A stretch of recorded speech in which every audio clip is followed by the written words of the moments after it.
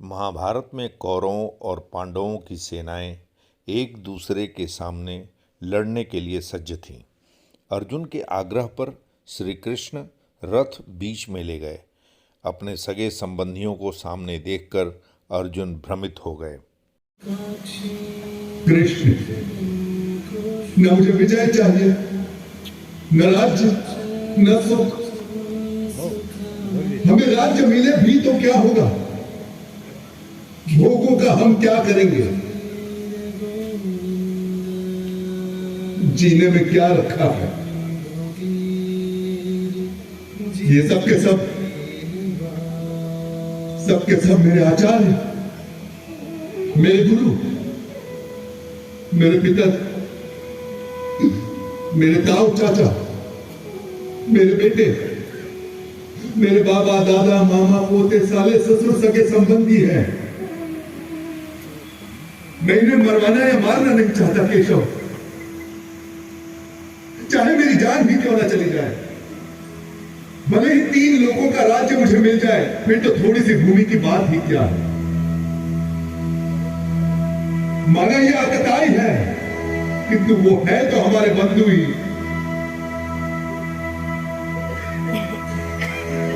अपने कुटुंबियों को मारकर माधव हम सुखी कैसे हो सकते हैं?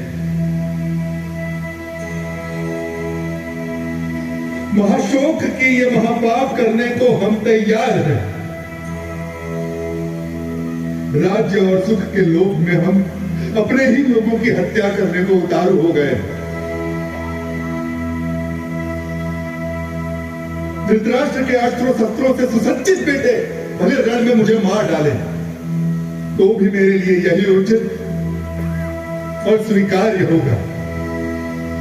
अर्जुन की ये विषाद योग दशा देखकर उसके सारथी श्री कृष्ण कदापि चिंतित नहीं हुए, बल्कि उसकी बातें सुनकर ऋषिकेश कृष्ण कुछ हंस पड़े और अर्जुन से बोले,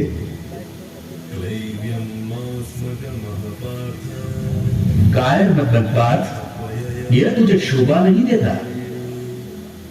हृदय की शुद्ध दुर्बलता को त्याग दे और उठ खड़ा हो जा। तू तो परंतप है, तेरा काम है शत्रुओं को हराना, बैरियों को मारना।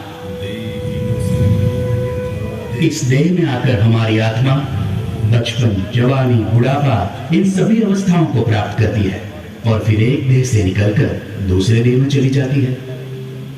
इस देह परिवर्तन को देखकर कोई भी धीर बुद्धि व्यक्ति कभी भ्रमित नहीं होता है अर्जुन।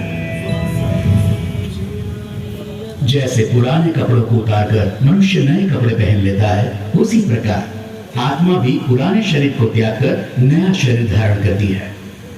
इस आत्मा को ना तो शस्त्र काट सकता है और ना आग इसे जला सकती है, ना इसे पानी भिगा सकता है और ना ही हवा उसे सुखा सकती है। यूं सांख्य योग की बारीकियों को आगे समझाते हुए कृष्ण बोले, कुरुनंदन, इस योग में व्यवसायिक बुद्धि और कर्म निर्धारक बुद्धि दोनों एक ही है, लेकिन जो अव्यवसायी है, अकामी है, अकर्मण्य है, उसकी बुद्धि तो अनंत शाखाओं में बंटकर भटक जाती है अर्जुन। और फिर देवकी नंदन श्री कृष्ण ने वो शब्द कहे जो आज तक हर भारतीय के मन मस्तिष्क में गुंजायमान रहते हैं। तेरा अधिकार केवल कर्म पर है, फल पर कभी नहीं। तू कर्म करते समय फल की इच्छा कभी मत कर और कर्म से कभी मुंह भी मत मोड़। काश की मनुष्य ये बात हम पेड़ों से समझ लेते, जो सारे संसार को, मनुष्यों, पशु पक्षियों को निरंतर फल देते हैं, किंतु स्वयं उस फल के भोग के बारे में कभी नहीं सोचते। वरना तो सारे जंगल, सारे पेड़ पौधे, सारी वनस्पति कब की नष्ट हो जाती और उसके साथ संसार में संपूर्ण जीवन भी।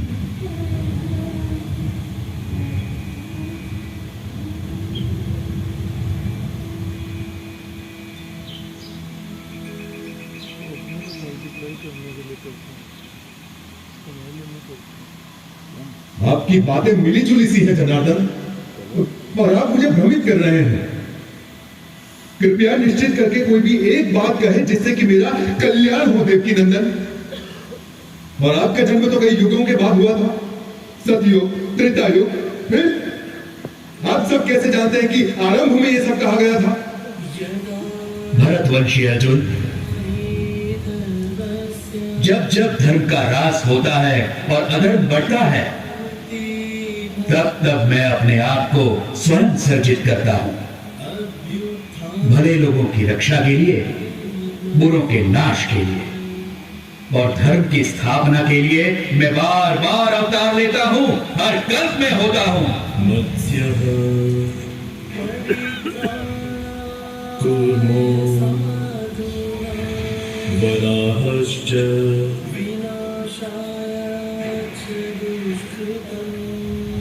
नृसिंहोऽवतः वामनः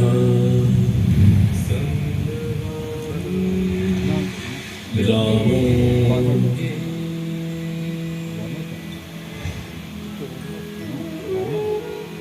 रामश्च च ते दशः।